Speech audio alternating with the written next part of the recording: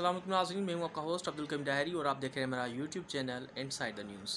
नाज़रीन, आज मैं दो टॉपिक्स पर बात करूंगा और बिल्कुल शॉर्ट ही टॉपिक होगी और शॉर्ट ड्यूरेशन होगी, लेकिन टॉपिक्स दो होंगी। एक तो ये कि जो इस वक्त जो सियासी हलचल मची हुई है पाकिस्तान में, उस हवाले से मैं बात करूँगा। और दूसरी बात, जो गैर कानूनी मुकीम हैं, शहरी जो बाशिंदे हैं जो यहाँ पर रह रहे हैं हमारे मुल्क में, उनके हवाले से बात करूँगा। तो सबसे पहले मैं चलता हूँ पहली टॉपिक पर, जो मुल्क में हलचल मची हुई है सियासी लेवल के हिसाब से, सियासी हवाले के हिसाब से। तो मैं उस पर बात करूँगा कि इस वक्त जो नवाज़ लीग और पीपल्स पार्टी जो हैं, ये एमक्यूम हैं, उसके साथ साथ JUI हैं और दूसरी भी जो बड़ी पार्टियां हैं, वो जो एक इलेक्शन इत्तेहाद बना रही हैं। अब उसमें पीपल्स पार्टी के पास कौन सा कार्ड होगा, जो मेरे पास इत्तलात है वो मैं आपको इस वीडियो में बताता हूँ। तो इस वक्त जो नून लीग के हवाले से मैं आपको बात बताता चलूँ कि जैसे ही नवाज शरीफ साहब वतन पहुँचे हैं, तो सियासी जो एक्टिविटी है उन्होंने तेज़ कर दी हैं। और उसके साथ साथ उनका जो इस्तकबाल हुआ था, लाखों में लोग वहाँ पर शरीक थे। नवाज शरीफ साहब के इस्तकबाल के लिए लाखों में लोग शरीक थे मीडिया पाकिस्तान पर। और उसके बाद मैं आपको ये भी बताता चलूँ कि जब नवाज शरीफ ने कुछ ही टाइम में जो है शॉर्टली मतलब मीटिंग की है, वो नून लीग के सेक्रेटरीट में पहली बार, जो जब वतन वापस पहुँचे हैं, उसके बाद पहली बार वहाँ पर कारकुनों से खिताब किया है, रहनुमाओं से मुलाकात हुई है। और उसके साथ साथ एक बहुत बड़ी तब्दीली भी कर दी गई है, और वो है कि जो साबका DG FIA हैं बशीर मेमन साहब, उनको जो है नून लीग का जो है सदर मुंतखब कर दिया गया है, और शामन शाह साहब को जो है नायब सदर जो है उनको मुंतखब कर दिया गया है। तो ये भी एक बड़ी चेंजिंग है, क्योंकि बशीर मेमन साहब को तो आप जानते हैं, और बशीर मेमन साहब की जो कारकर्दगी है और पीपल्स पार्टी का जो बैकग्राउंड है वो भी आप जानते हैं। तो उसके हिसाब से ये भी टफ़ एक टाइम है पीपल्स पार्टी को देना, और ऐसा बंदा वहाँ पर सिंध में उनको मुकर्रर करना, सिंध में ये जो पीपल्स पार्टी को अच्छा नहीं लगता। और दूसरी बात ये रही कि नवाज़ लीग जो है इत्तेहाद की तरफ जा रही हैं। उन्होंने मुख्तलिफ़ तंजीमों के साथ फ़ोन पर राब्ते किए हैं, और एक तो MQM ने भी जाके नवाज शरीफ साहब से मुलाकात कर दी, और नून लीग के साथ इत्तेहाद करने का जो है एक प्रेस कॉन्फ्रेंस भी हुआ, फ़ैसला भी कर लिया है कि हम मिलकर जो है इत्तेहाद लड़ेंगे। नून लीग के साथ इत्तेहाद हो गया है MQM का। अब नून लीग जो है, जो उनका सेकंड ऑप्शन है वो ये है कि वो जो है फंक्शनरीज के भी उनसे भी रब्ता करेंगी, और एक बड़ी मीटिंग भी होगी, बैठक भी होगी, और इसमें इत्तेहाद फंक्शनली का भी होगा और नून लीग का भी इत्तेहाद हो सकता है आने वाले दिनों में। ये मेरे पास इतलात हैं। दूसरी बात ये रही कि अब पीपल्स पार्टी के पास कौन सा कार्ड है। तो पीपल्स पार्टी ये करेगी कि क्योंकि PTI के ऊपर जो है बैन तो नहीं लगा है कि ये इलेक्शन ना लड़े या कुछ और, तो PTI इलेक्शन लड़ेंगी, क्योंकि इस वक्त तो बैन नहीं लगा उस पर। तो PTI इलेक्शन लड़ेंगी। तो मेरे ख्याल से ये है कि मेरे जो सोर्सेस बता रहे हैं, जो मुझे लग रहा है, ज़राए जो है मेरे पास, वो यही है कि पीपल्स पार्टी PTI के साथ जो है इत्तेहाद करेंगी, और पंजाब में काफली के साथ इत्तेहाद भी पीपल्स पार्टी का हो सकता है। तो ऐसे ही जाके पीपल्स पार्टी जो है इलेक्शन लड़ेगी। अब देखना यह है कि इसके अलावा पीपल्स पार्टी के पास कोई ऑप्शन नहीं है। जमायत इस्लामी पीपल्स पार्टी के साथ मुझे नहीं लग रहा कि इत्तेहाद करेगी, और जो JUI है, मुझे नहीं लग रहा कि पीपल्स पार्टी के साथ इत्तेहाद करेगी, क्योंकि JUI भी नवाज़ लीग के साथ जो है इत्तेहाद करेगी।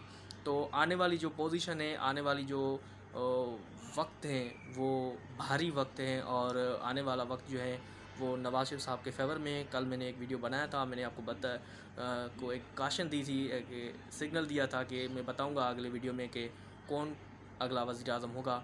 तो मैंने बता दिया, अभी सारे हक़ाइक़ लेके रिसर्च करके मैंने आपको बताया कि अगला जो वज़ीर आज़म है वो नवाज शरीफ साहब हो सकते हैं। मैं नहीं कह रहा हूँ होंगे, लेकिन हो सकते हैं, सूरत हाल से लग रहा है। अब चलता हूँ मैं दूसरी टॉपिक की तरफ, जो कि बहुत बड़ी इंपॉर्टेंट टॉपिक है और आजकल ख़बरों की ज़ीनत बढ़ी हुई है। उस पर मैं आज आपसे बात करूँगा। वो हैं जो गैर मुकीम जो बाशिंदे हैं, जो हमारे मुल्क में रह रहे हैं, उनके ख़िलाफ़ एक ऑपरेशन हो रहा है, और बहुत सारी गिरफ़्तारियाँ हो रही हैं, और उनको गिरफ़्तार करके बल्कि इज़्ज़त के साथ उनको लेके चमन बॉर्डर की तरफ रवाना करके और उसको अफ़गानिस्तान भेज दिया जा रहा है। और दूसरे भी जो लोग हैं जो गैरकानूनी तौर पर रह रहे हैं, उनको इज़्ज़त के साथ, हालांकि इस पर एक पनिशमेंट से सज़ाएँ हैं, लेकिन वो पाकिस्तान सज़ाएँ नहीं दे रहा है और उनको इज़्ज़त के साथ भेज रहे हैं आगे। तो दूसरी बात ये रही कि अब मेरा एक छोटा सा सादा सा बंदा हूँ और सादा सा सवाल करूँगा कि हम सिंध की दारुल हुकूमत कराची से जब हम अपने इलाक़ों में जाते हैं, अपने शहरों में जाते हैं, अपने घरों में जाते हैं, यहाँ से बसों में जाते हैं, गाड़ियों में जाते हैं, तो हमारे शनाख्ती कार्ड चेक होते हैं रास्ते में। हम सबको पता है, आपको भी पता होगा, और होने भी चाहिए।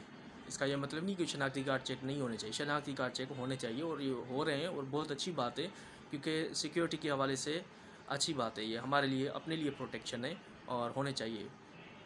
लेकिन ये जो अफ़गान बाशिंदे आए हैं, 3 से 4 लाख आबादी है, ये जो यहाँ पर रह रहे हैं लोग, इनको अंदर कैसे आने दिया गया?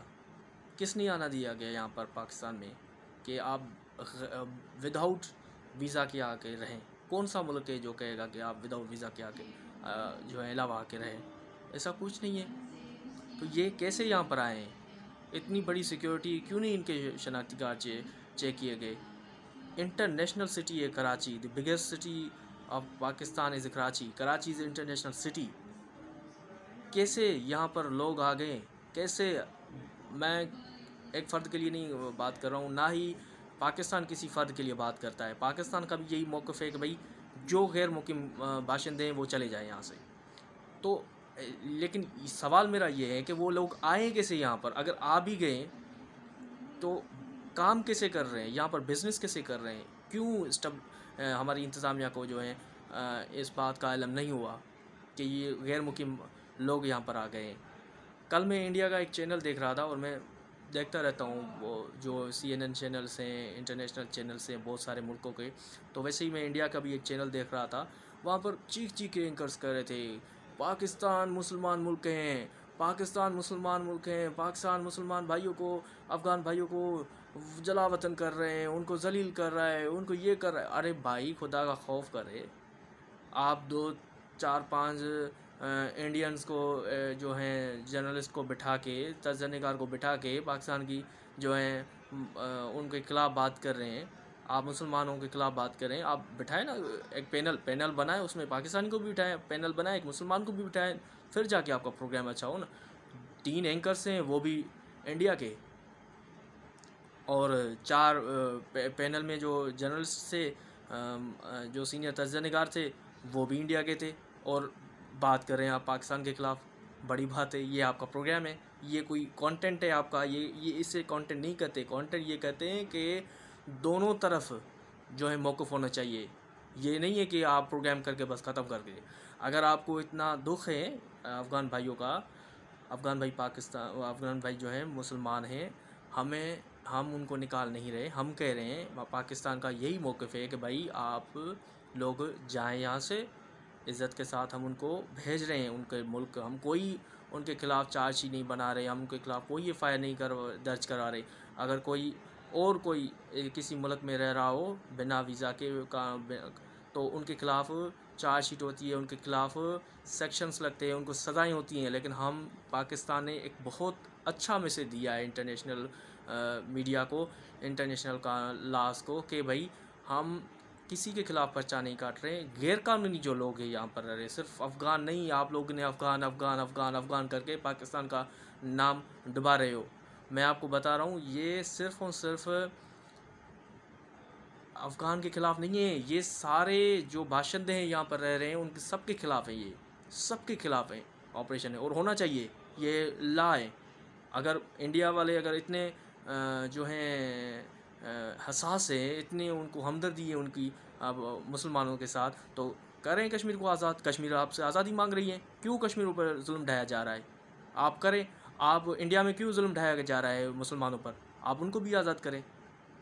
ये तो आपके साथ, आपके तरफ से होता ही नहीं है। आप बात करते हैं पाकिस्तान के ख़िलाफ़, आपकी हिम्मत होती ना तो आप पैनल में एक पाकिस्तानी बिठा देते। आपको पता चलता है कि कैसे बात करते हैं पाकिस्तान के ख़िलाफ़। आपको मज़ा चखा था वो बंदा। लेकिन आपने बैठाया ही नहीं, आपने एक सिलेक्टेड प्रोग्राम कर दिया।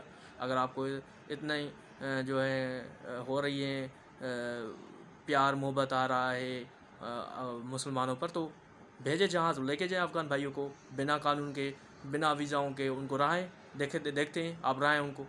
कोई भी मुल्क को, कोई भी मुल्क में विदाउट वीज़ा, विदाउट टिकट के वहाँ पर नहीं जा सकता, गैर कानूनी तौर पर वहाँ पर नहीं रह सकता कोई भी मुल्क हो, चाहे बरतानिया हो, अफ़गानिस्तान हो, इंडिया हो, पाकिस्तान हो, कोई भी मुल्क नहीं चाहेगा। अगर ऐसे होता तो लोग अमेरिका नहीं जाते, लोग आपके पास नहीं आते इंडिया। क्यों नहीं आते इंडिया? तो आप बुलाएं, जहाज़ भेजें और उनको लेके जाएं। ये नहीं होता है।